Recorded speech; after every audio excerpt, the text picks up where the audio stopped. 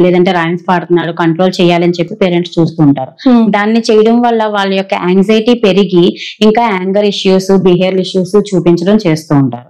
So ఆ టైంలో వాళ్ళని వదిలేసి, లేదు అంటే డైవర్ట్ చేయడానికి ట్రై చేయాలి తప్పితే కంట్రోల్ చేయడం కోసం గట్టిగా వాళ్ళ మీద అరవడం కానీ, వాళ్ళని బెదిరించడం కానీ చేయకూడదు. మరి ఆయుర్వేదం దీని గురించి ఏం చెప్పింది మేడం? మనకి ఎలాంటి ట్రీట్మెంట్స్ అవైలబుల్ లో ఉన్నాయి? పర్మనెంట్ సొల్యూషన్ దొరుకుతుందా లేదా? ఆయుర్వేదం దీన్ని పిత్తజ ఉన్మాదం కింద పరిగణించడం జరిగింది.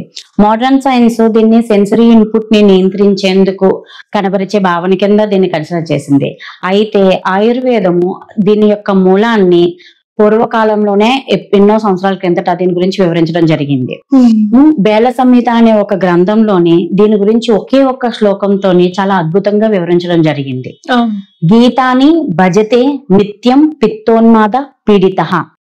సో ఎవరైతే పిత్త యొక్క ప్రకోపం ఎక్కువ అవుతుందో అలాంటి వాళ్ళు నిరంతరం పాటలు పాడుతూ ఉండడము, భజనలు చేస్తూ ఉండడము. ఎక్కువగా వాళ్ళు ఏమనుకుంటారు, పేరెంట్స్ మా వాడికి దైవభక్తి ఎక్కువ ఉంది అని అనుకుంటారు. కాదు, ఈ పిత్తజ యొక్క లక్షణాలు ఎక్కువగా ప్రకోపం చెందడం వల్ల ఈ విధమైన బిహేవియర్ కనిపిస్తూ ఉంటుంది అనమాట.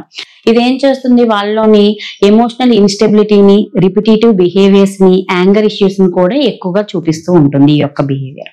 ఓకే. సో వీళ్ళని కంట్రోల్ చేయడం కోసం కూడా ఆయుర్వేదంలోని చికిత్సా విధానాలు చెప్పడం జరిగింది.